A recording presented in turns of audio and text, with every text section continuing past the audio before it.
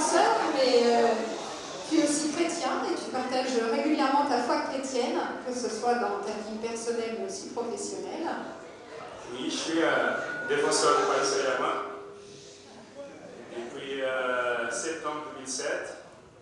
Et donc, j'aimerais bien être un attaquant pour marquer des buts, mais malheureusement, il faut défendre. Et donc, je suis défenseur du Paris Saint-Germain et je partage aussi la foi que j'ai en Jésus-Christ. Et pour toi, le sport, le football, c'est un sport avec une préparation, c'est un travail, un métier, c'est quoi exactement? Pour moi, c'est un métier. Donc, c'est à travers le football qu'on gagne vraiment la vie. On nourrit la famille. Et donc, j'ai 3 enfants, mon épouse qui est avec moi, Fernanda.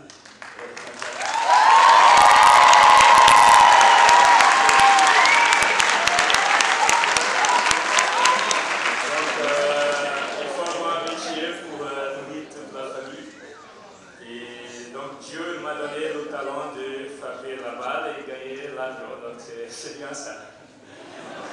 Et donc c'est à travers de ces métiers-là que le Seigneur nous bénit tous les jours. Et pour toi, le foot, c'est un métier, mais c'est aussi un sport extrême. Tu t'entraînes tous les jours. Oui, on doit vraiment amener notre corps au-delà de nos forces. Donc parfois, c'est vraiment un sport qui exige vraiment beaucoup de nous. Et donc il faut tout donner, on ne peut pas gérer, on ne peut pas préserver un petit peu.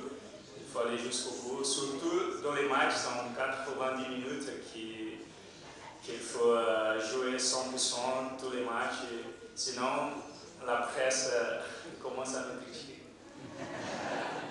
Et est-ce que tu as été critiqué dans le monde du football parce que tu es chrétien? Oui, plusieurs fois. Parce que ce n'est pas évident du tout d'être surtout un footballeur qui est connu, qui joue dans un grand club comme Paris Saint-Germain, et aussi avoir la foi en Jésus-Christ. C'est un petit peu bizarre pour les autres footballeurs. Mais voilà, parce qu'on ne partage pas trop la foi en Dieu, c'est difficile, parce qu'on a pratiquement tout. On a la reconnaissance du public, on a un petit peu d'argent pour vivre, et donc c'est ça qui les gens cherchent.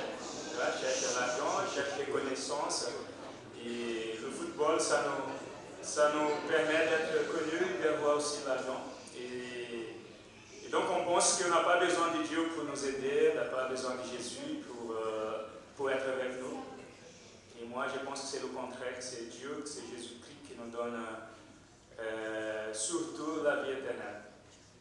Et quand tu étais encore au Brésil, tu faisais partie d'un club de foot, tu témoignais de ta foi chrétienne, et on t'a dit que si tu continuais, tu serais mis à la porte du club. Tu as continué et tu as été mis dehors à cause de ta foi chrétienne. C'est vrai, c'était en 99.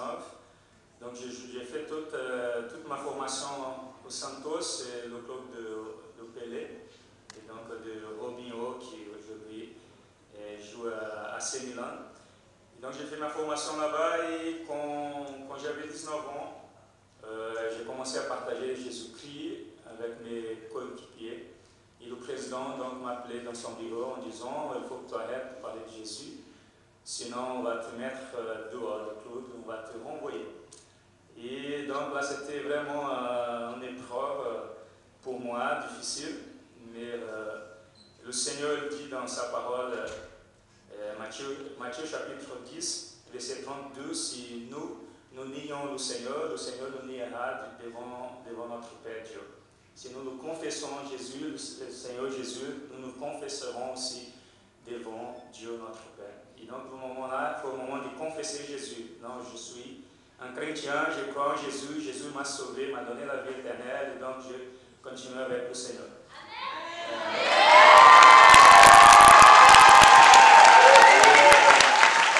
Et du coup, je n'avais plus de travail. Mais j'avais Jésus,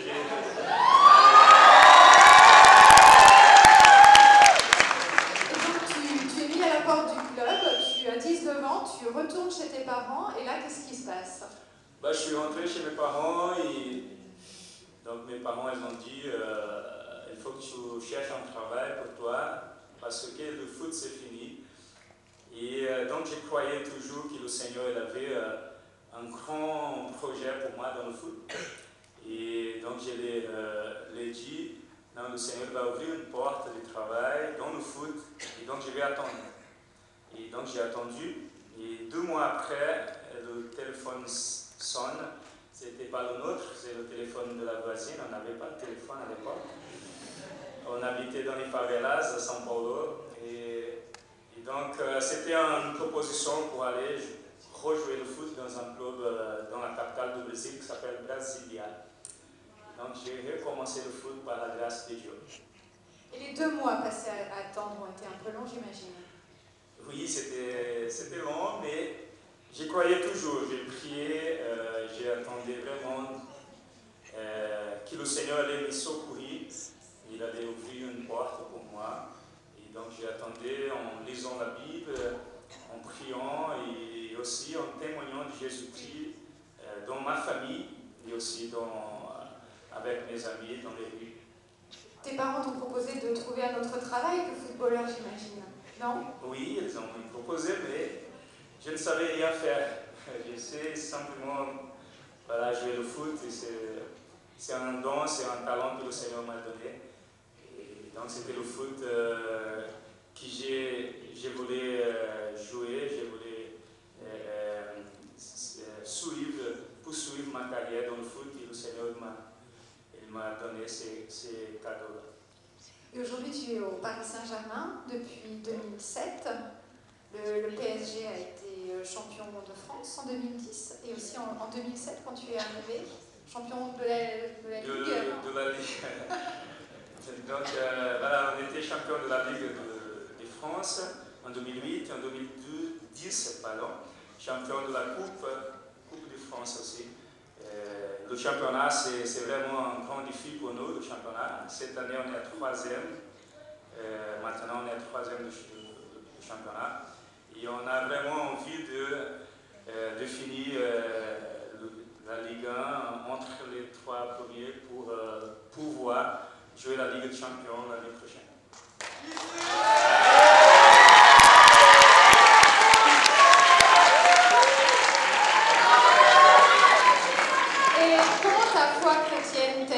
Tous les jours? La foi, ça m'aide beaucoup, car on a pas mal de défis dans le foot. On est critiqué presque tous les jours, on est critiqué par la presse, par les supporters. Et donc on a vraiment une grande exigence sur nos épaules. Et donc il faut avoir un soutien. Et pour moi, le plus grand soutien, c'est le Seigneur Jésus, qui nous donne la force, nous donne la vie. Il nous encourage vraiment pour affronter tous les défis et les surmonter. Et chaque semaine, chez toi, tu organises un groupe de prière et il y a une cinquantaine de personnes à peu près. Pourquoi est-ce que tu fais ça? Pourquoi est-ce que tu ouvres ton salon qui doit être grand pour accueillir 50 personnes? Pourquoi tu fais ça chaque semaine? On a une petite maison. Et donc, une fois que j'ai senti vraiment l'amour de Dieu pour ma vie, une fois que j'ai compris que le Seigneur avait donné sa vie pour me sauver, pour me libérer, délivrer de la condamnation éternelle, donc j'ai eu vraiment cette envie de partager Jésus-Christ. Et donc je n'ai pas honte de partager Jésus. Je porte des t-shirts de Jésus, je porte des casquettes. Je rentre dans le vestiaire avec des casquettes, t-shirts de Jésus. Donc les gens diraient, il est fou. Mais je ne suis pas fou, je suis un passionné pour Jésus. J'aime Jésus car il m'a aimé, il m'aime toujours. Et donc j'ouvre vraiment les portes de notre maison, moi et Fernanda, pour accueillir les gens qui veulent découvrir Jésus-Christ. Ce sont des non-chrétiens qui viennent chez toi? Il y a des chrétiens aussi, il y a toutes les religions. Il y en a qui ne croient pas en Jésus, mais viennent pour voir Marcos Sierra et on profite pour parler de Jésus. avec eux. Et tu disais tout à l'heure que tu as eu la joie de voir des supporters se convertir. Oui, en fait,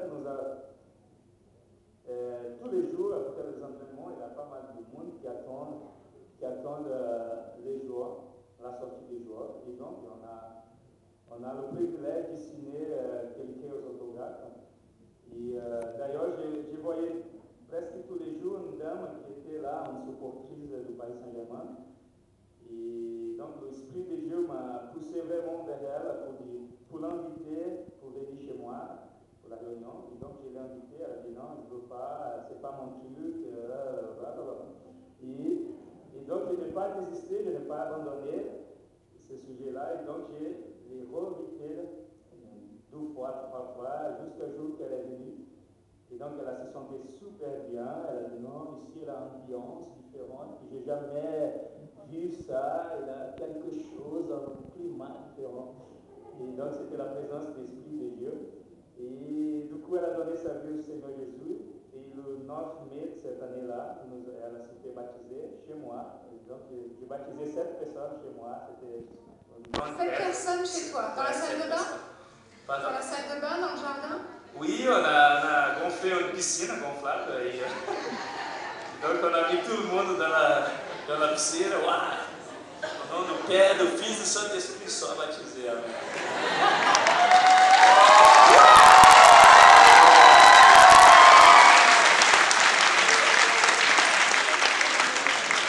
C'est toi qui prêches aussi? Oui, c'est moi. Tous les jeudis, je partage la parole du Seigneur, un morceau de la parole, un texte. Et donc,